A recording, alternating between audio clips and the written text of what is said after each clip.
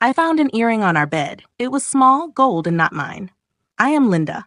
My husband, Daniel, and I have been married for 7 years. We live in a 2-room flat in Lagos. A tall palm leans over the roof. Rain drums on the tin sheets at night. My younger sister, Emma, visits often. She calls Daniel Big Brother. They laugh a lot.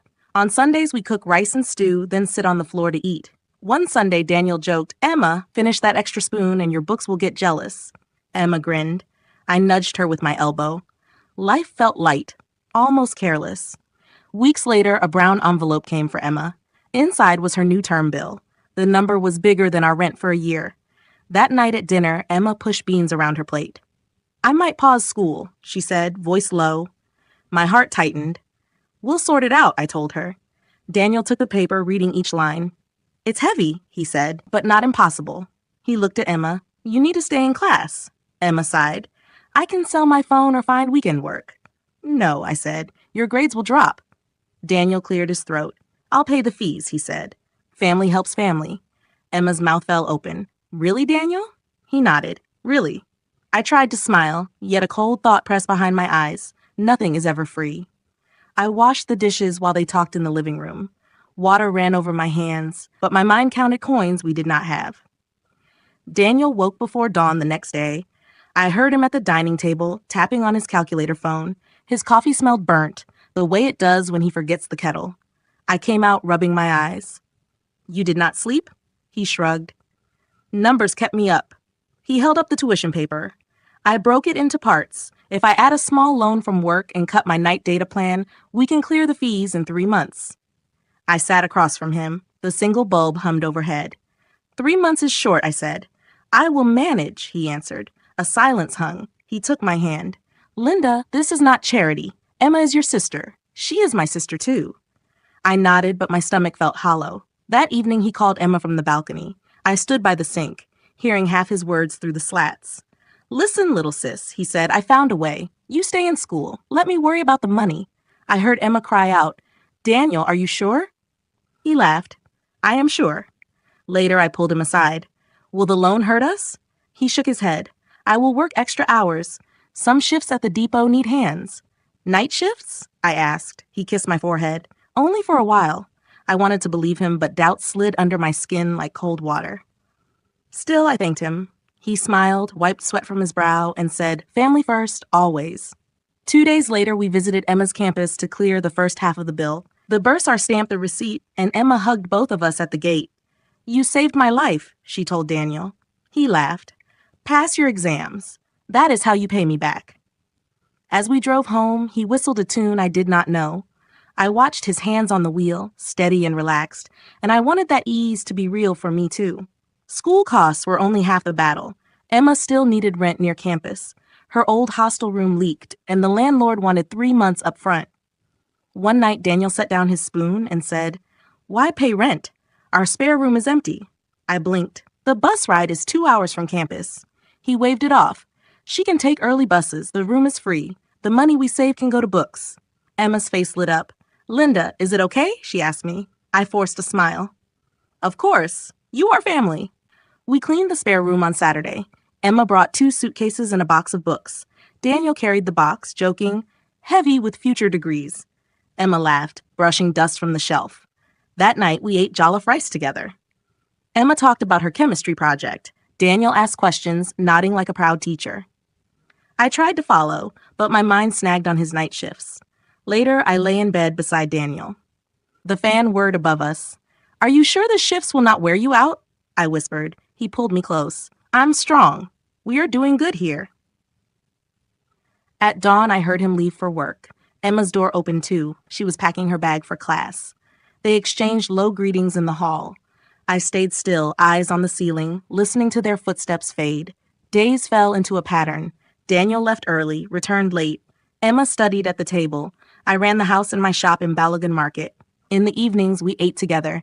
Sometimes Daniel dozed on the couch, head tilted back, Emma's notes spread on the floor by his feet. One Friday, rain pounded. The power cut. I lit a candle and found Emma in the kitchen, phone torch between her teeth as she searched the fridge. "You okay?" I asked. She jumped. "Just getting water." The torch shook. Her hands were unsteady. I poured her a cup. "Hard week?" She nodded. Tests. She drank, then whispered, Daniel should not push so hard. He looks tired. I stared at her. You two talk a lot? She shrugged. Only about school. Thunder crashed. The candle flickered, and for a second her face looked older, sadder. I almost asked a question, but the door banged. Daniel rushed in, soaked through. Traffic was mad, he said, stripping off his wet jacket. Emma laughed and offered him the towel from her shoulder before I could reach one. He took it with a soft, thanks, Em. I watched the towel pass between them. It was a small thing, cloth and water, but it planted a seed of worry deeper than any loan. Sunday brought church. Daniel could not go. Night shift, he said. Emma and I sat side by side in the pew. During the final hymn, I noticed a bruise on her wrist, small and blue. What happened there? I asked. She pulled her sleeve down. Door frame, she said quickly. The next day, I sorted laundry and found a shirt of Daniel's. Perfume lingering that was not mine, light, floral, young. I held it to my nose, heart hammering. I wanted to ask him, but he was gone again before sunrise. That evening, I made stew. Emma came in, eyes red. You look tired, I said. She wiped her face. Project stress. I tasted the stew. It was too salty. Soon Daniel arrived, laughing about a joke at work. He hugged Emma first, then me. His shirt carried that same floral scent. My throat tightened. I wiped my hands on my apron and forced a joke. Since when did oil depots smell like flowers? He froze, then laughed too loudly. New air freshener in the locker room, he said. Emma chuckled, but it sounded thin. Night settled. I lay awake, counting the slow ticks of the clock. Daniel's breathing was even, deep. I tried to match it, but my eyes would not close. From the window, I saw the palm tree sway, its shadow like a long arm over the roof. The room felt smaller, full of questions. I rose, walked to the living room. Emma's door was ajar. Her desk lamp burned low. I pushed gently. She was asleep on her books, face pressed to the page. On the table sat 2 mugs, both half full of coffee. One had Daniel's chipped handle. I turned off the lamp and pulled the door close, my heart heavy as stone. The first small glitch looked harmless. I was folding laundry when I saw Daniel's blue shirt inside out. The perfume smell was stronger now, almost sweet. I checked the tag, still his. I pressed the cloth to my nose, waiting for motor oil, sweat, maybe smoke from the depot. All I got was flowers after the rain. That evening, I tried a joke. Daniel, which of your coworkers wears rose perfume? I want to thank her for scenting our house. He laughed too brightly. You know men at the depot. Someone must have spilled freshener on me. Emma kept her eyes on her rice. She stirred and stirred but did not eat. 2 nights later, the power cut again. Rain clapped hard on the roof. I lit a candle and walked toward the living room. Daniel's voice drifted from the spare room, low, careful. Just trust me, he said. Emma whispered back, I don't like secrets. I stepped closer. A floorboard squeaked. Silence jumped between them. The door opened. Emma held a physics book. Daniel stood behind her. You need water? Daniel asked me. I raised the candle. I heard talking. Study help, he said. She has a test. Emma nodded, eyes on the floor. The next glitch was small sounds at night. A creak, a muffled laugh, a hurried hush. I told myself houses move when they cool, pipes sigh, people dream aloud. Yet every sound drew pictures in my head, pictures I did not want. One morning, Emma left early for class. I entered the bathroom and found long black hairs in the sink too long for Daniel, too dark for me. I washed them away and told my heart to slow down. Saturday brought a bigger crack. Emma's bracelet vanished. Silver links with a tiny blue stone. We searched the living room, the bathroom, even the trash. No luck. It has to be here, she said near tears. Daniel touched her shoulder. We'll find it. Maybe it slipped under the bed. I watched his hand stay on her shoulder half a beat too long.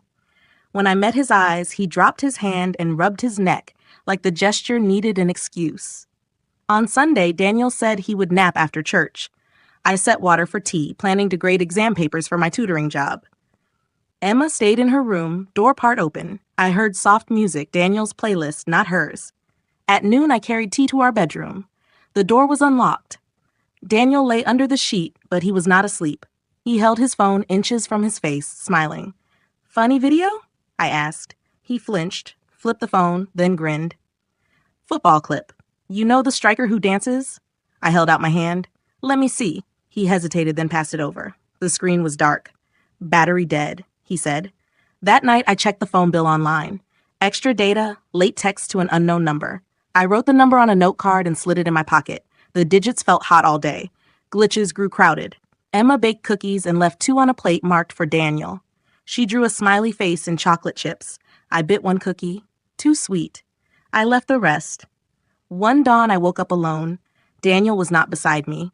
I walked to the kitchen. The fridge light glowed. He stood inside the open door eating leftover stew. Couldn't sleep, he said, voice thick. Behind him, Emma's door shut with a click. From then on, I kept a diary of noises. Monday, whisper at 10:47 p.m. Wednesday, shower running at 4:12 a.m., 2 sets of footsteps. Friday, Emma humming Daniel's favorite song while she ironed a shirt that was not hers.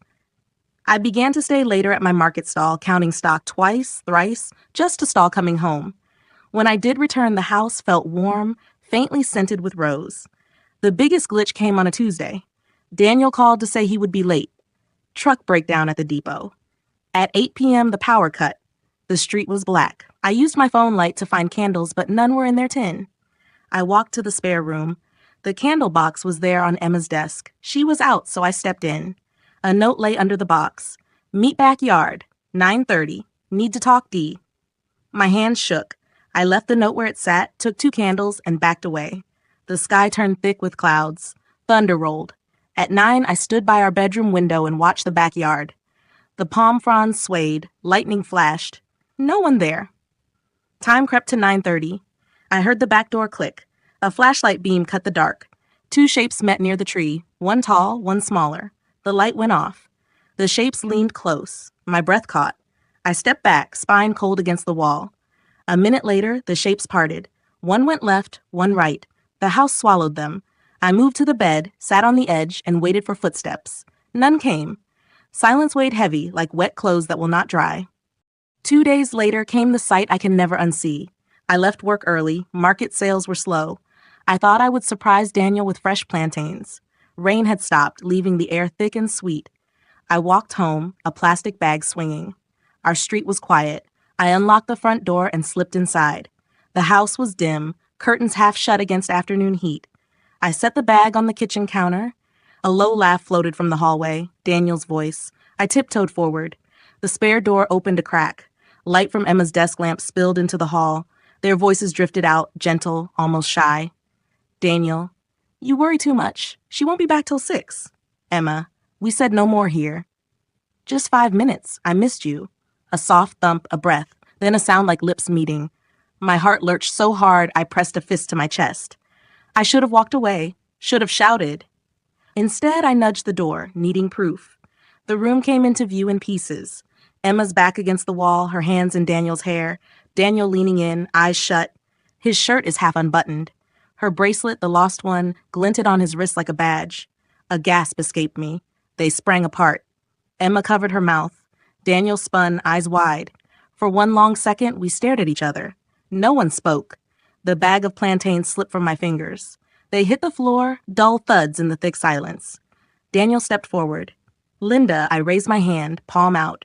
He stopped. Emma whispered my name. Tear. I turned and walked to the kitchen. Each step felt like walking on broken glass. I put plantains, set them in the sink, then rested my palms on the counter. The room tilted. The walls hummed. My breath came too fast, too loud. Footsteps behind me. Daniel's voice is low. Linda, I can explain. Explain what? The words circled my head. I said nothing. I reached for a glass, filled it with water, and drank. The water tasted like metal. Emma's voice shaky. It was a mistake. A laugh burst from my throat, sharp, not happy. Mistake? I faced them. You lose your keys. You forget salt. That is a mistake. Daniel rubbed his eyes. We never meant to. Stop, I said. My voice surprised me, flat, cold. Not now. I walked past them to our bedroom. I shut the door but did not lock it. I sat on the edge of the bed, staring at the wall where paint peeled near the ceiling. Voices murmured outside, then footsteps. Another door closed. Outside the window, the palm tree swayed like always, blind to inside ruin. I lay back, shoes still on, eyes wide as the Kraken knife widened into a chasm. I did not cry. Not yet. The tears waited, a storm held by threads. I counted the beats of my heart until they slowed. When I finally rose, the late sun colored the room orange, like a warning light. I opened the wardrobe, pulled out a small suitcase, laid it on the bed. Then I stopped. Packed clothes? Leave? Stay? My mind buzzed, no clear path. A soft knock on the door. Emma's voice, Linda, please talk to me. I closed my eyes. Those words once soothed me. Now they burned. Not now, I said. My voice trembled once, then steadied. Her footsteps faded. I sat by the suitcase until the sun dropped and shadows filled the corners. The evening call to prayer echoed from a mosque down the street. I listened, letting the slow chant steady my breath. Outside the door, the house was quiet. Too quiet. Like a field after fire. I pressed my ear to the wood. No movement. No light under the door. I stood, legs weak, and opened the door a slit. The hallway was empty. A small glow came from the living room lamp. Daniel and Emma were not there. Their doors were shut. I walked to the kitchen, flipped the switch. The bulb hummed on. The plantains still lay in the sink, bruised spots spreading. I lifted one, peeled it, and took a bite. It tasted like nothing. I spit it out, dropped the peel, and turned off the light. Back in the hallway, I paused between two doors, the spare on my left, our bedroom on my right. My hand rose, not sure which knob to take. In the end, I chose neither. I walked to the front door, unlocked it, and stepped onto the porch. Night air wrapped me. A dog barked far off. My phone buzzed in my pocket. A text from Daniel, please let us talk. I powered off the phone. I sat on the porch steps, knees to my chest. The street lamp flickered overhead. Across the road, a woman watered plants, unaware of the storm inside me. I stayed there until the moon climbed high, silver over the roofs. My mind replayed the image from the spare room, two bodies too close, a bracelet flashing. Each play cut deeper. When the chill crept in, I went back inside. The hallway is still silent, doors still shut. I entered our room, lay on the bed, eyes open to the dark. Daniel's scent filled the pillow. I turned it over and found no rest on the other side. Minutes, hours, time lost shape. At some point, I drifted into a thin, jagged sleep filled with half-dreams. Emma's bracelet falling, Daniel's hand catching it, my own voice screaming without sound. Morning light stole into the room, bird song, distant traffic, the world waking as if nothing had cracked. I sat up, head heavy. On the nightstand sat the note card with the mystery number. I picked it up, turning it over.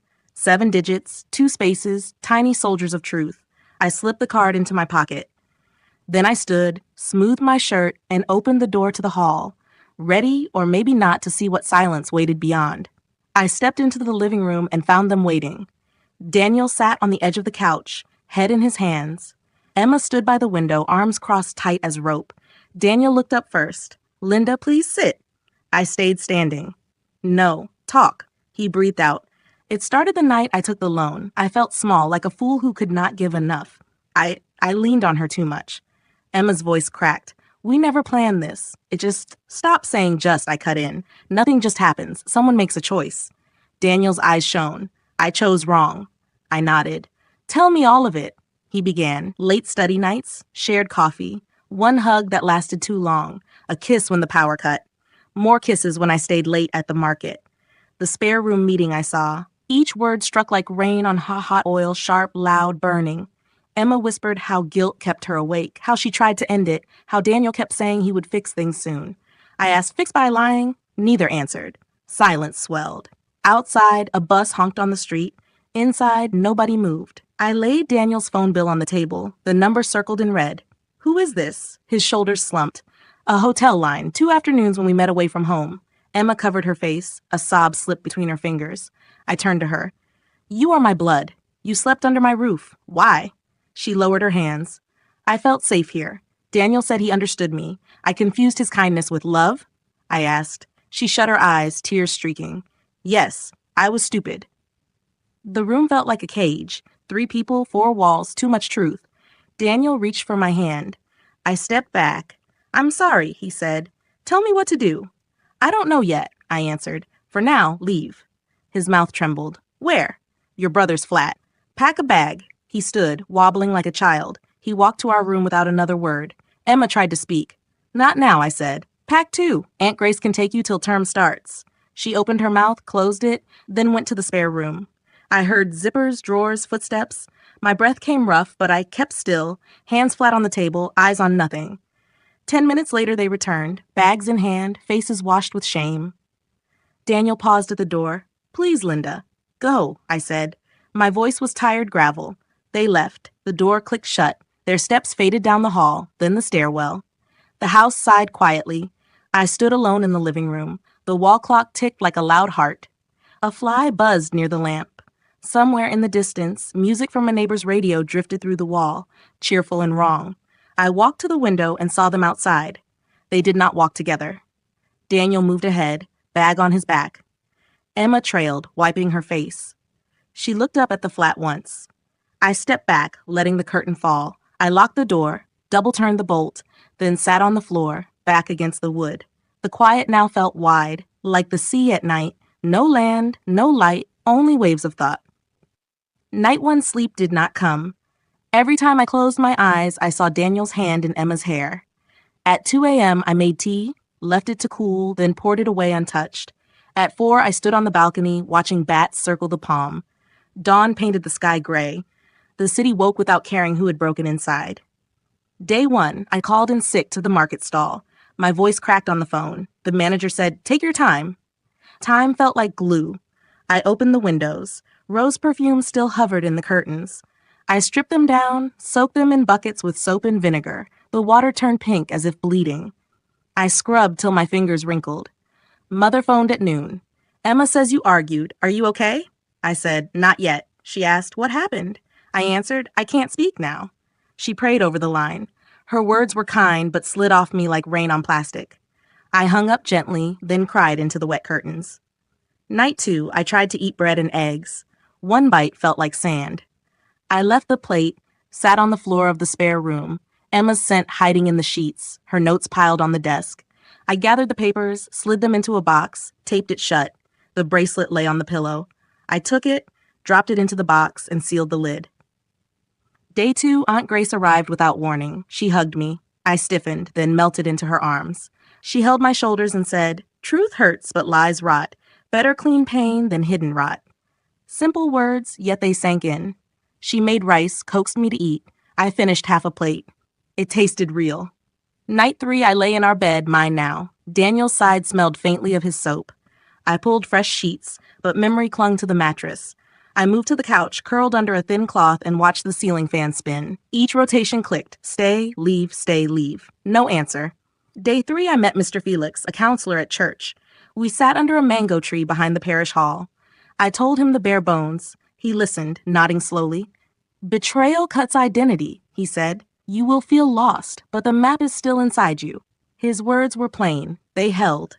He suggested journaling, small walks, and water before coffee. I walked home along the lagoon road. The water smelled of fish and fuel. I let the wind push hair off my face. For 2 breaths, I felt bigger than the pain, a bird above a storm. But the feeling slipped when I saw the flat gate. Inside, a letter waited under the door. "Linda, I respect your space. I will not call, but I will wait. Love, Daniel." I folded the note, set it on the shelf, and did not read it again. Night 4 dreams came. Emma at graduation, Daniel cheering, me taking photos. The dream twisted. They kissed, cameras flashed, I vanished. I woke up sweaty, my throat dry. I drank from the tap, water tasting like rust. I opened my diary.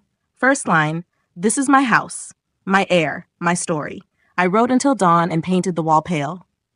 Day 4, I cleaned the spare room, opened the windows wide. Fresh sun warmed the floor.